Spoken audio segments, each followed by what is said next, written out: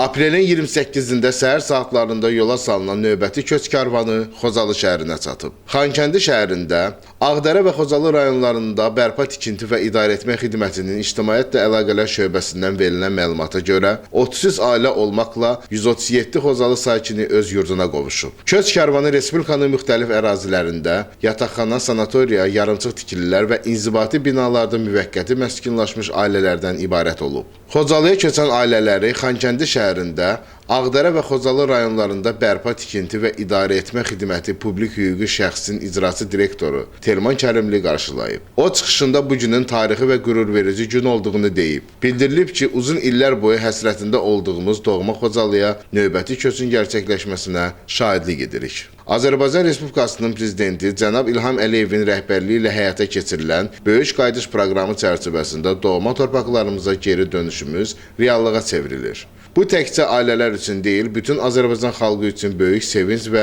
qürurdur. Böyük Qayıdış dövlət proqramı çərçivəsində işğaldan azad olunmuş ərazilərimizdə böyük tikinti quruculuq işləri də həyata keçirilir. Köç prosesi Xocalının Ballıca kəndində də mərhələli şəkildə aparılır. İndiyədək Xocalı şəhərində 85 ailənin, yəni 341 nəfərin, Xocalının Ballıca kəndində isə 157 ailənin, yəni 743 nəfərin daimi məskunlaşması təmin edilib. Murad Adiloğlu, Şamxal Adgözəlov, Səs TV, Xocalı. Qarşısında baş əylə. Allah rəhmət eləsin. Qalan ordumuza Allah can sağlığı versin. Vətən sağ olsun, prezidentimiz sağ olsun. Sağ olun.